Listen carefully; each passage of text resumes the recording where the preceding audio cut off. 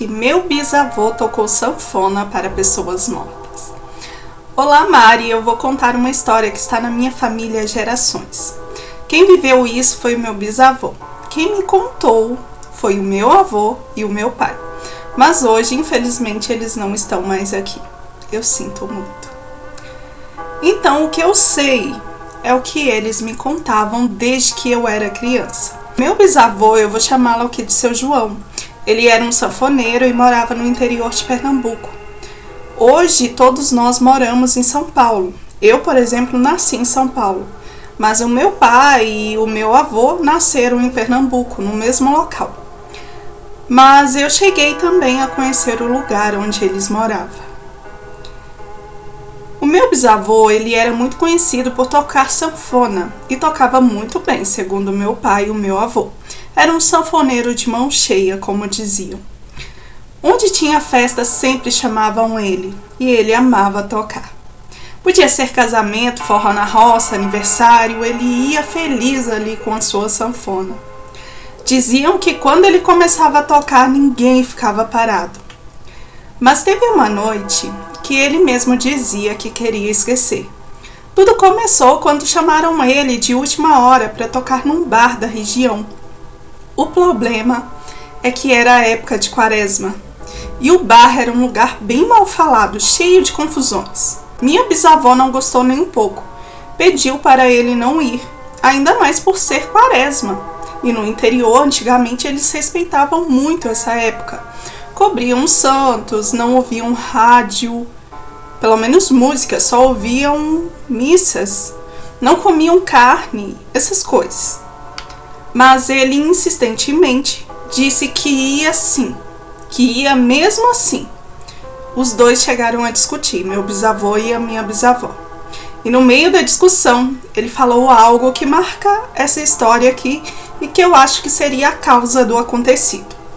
Eu toco para qualquer um, até pro diabo se ele me pagar. E ele foi assim mesmo, deixando a minha bisa contrariada e muito revoltada ali com a sua fala. Ele tocou nesse bar até umas 2:30 da madrugada. Depois guardou ali a sanfona e foi embora sozinho pela estrada bem escura para voltar para casa. No meio do caminho apareceu um homem alto, todo de preto, puxando um cavalo preto. O homem chamou ele pelo nome e perguntou se ele era o sanfoneiro que todos gravavam por ali. Meu bisavô confirmou, já estranhando, pois ele não conhecia o homem.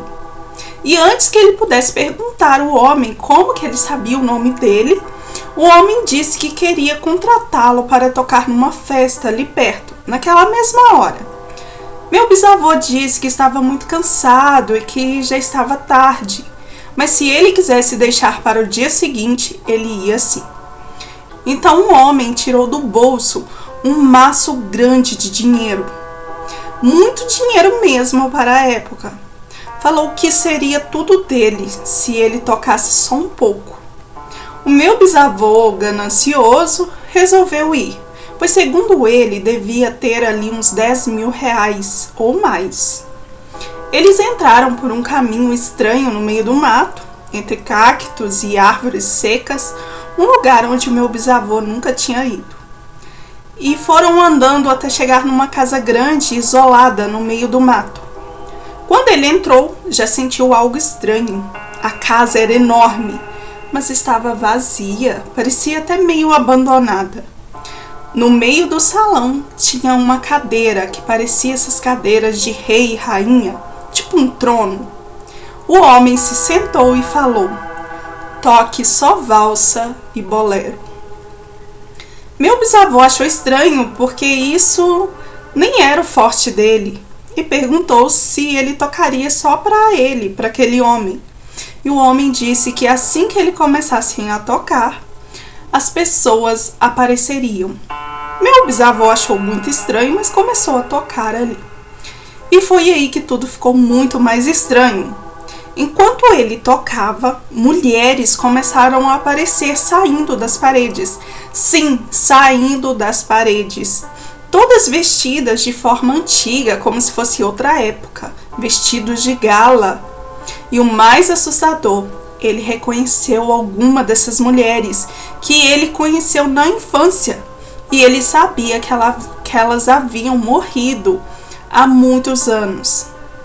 Enquanto ele tocava, o homem gargalhava.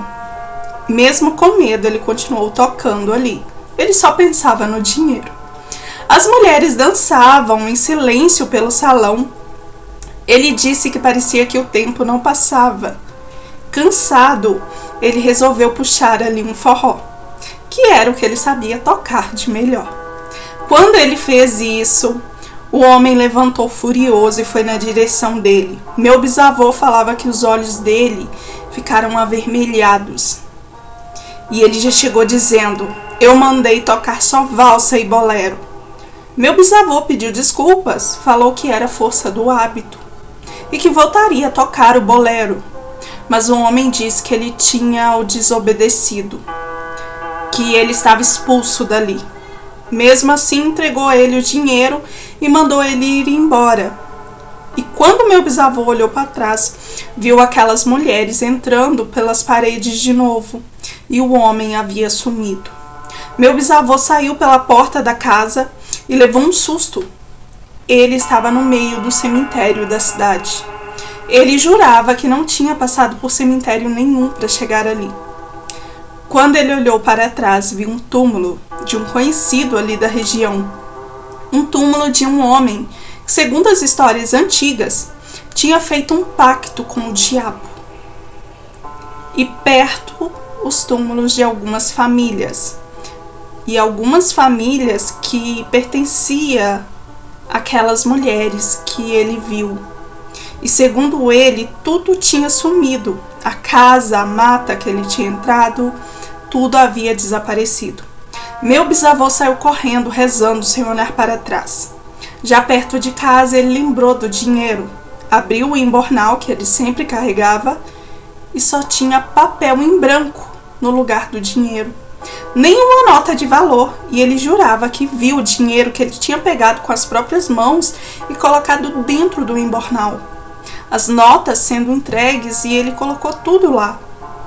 Ele chegou em casa exatamente 3:01 da manhã. Quase não tinha passado tempo nenhum, o que também não fazia sentido, pois segundo ele teria tocado umas 3 horas seguidas lá.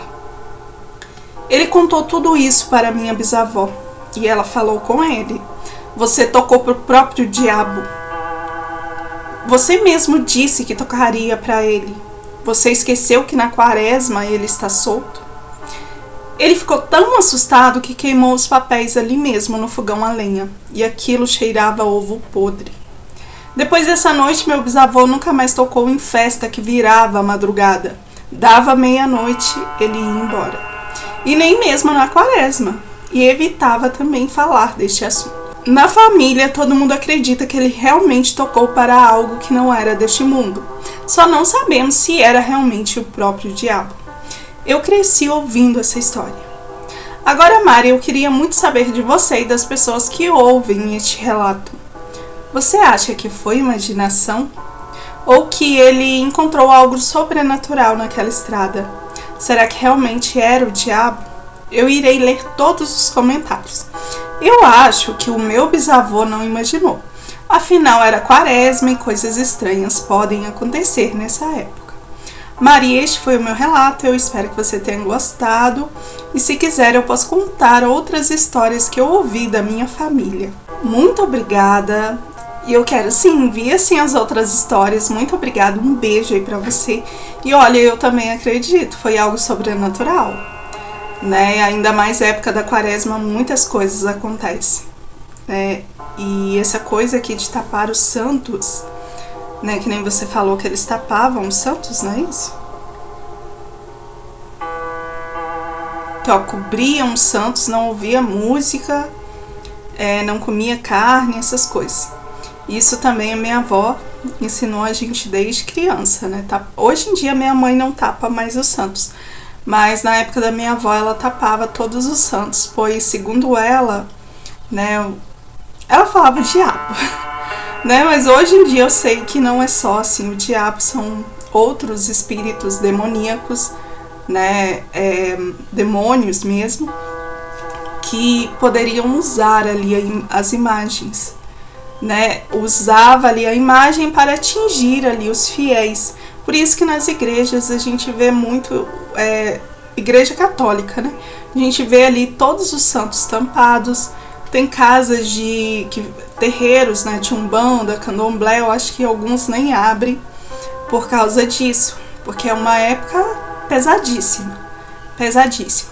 E no caso aqui do avô, né, realmente eu já ouvi falar sobre baile dos mortos, mas eu não imaginava, nunca pensei em ouvir um relato que uma pessoa foi tocar num baile ali para os mortos, que é isso que passou a ideia aqui. Agora, se era o diabo, nunca saberemos. Mas assim, eu achei bem interessante este relato, pois o homem, ele sentou numa cadeira que parecia um trono.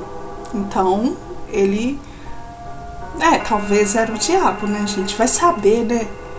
E essas pessoas eram mortas, né? Eram pessoas que já tinham morrido há muito tempo e saíam ali da parede, então eram espíritos. E o seu avô não teve, seu bisavô, né, na realidade, não teve curiosidade de voltar no local, assim, onde ele entrou para tentar achar essa casa? Porque, pelo visto, ele entrou em um local e na hora que veio embora saiu por outro local. O cemitério era perto.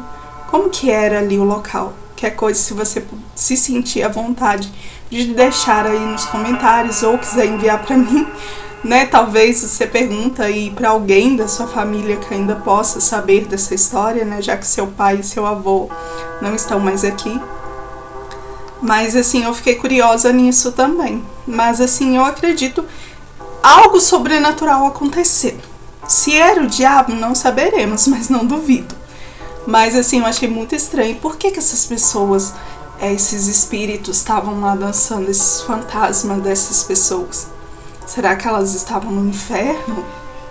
Vai saber, né, gente? Eu fiquei cheia de dúvida também. Deixem nos comentários o que vocês acham. E aí, gostou deste relato? Então deixa seu like.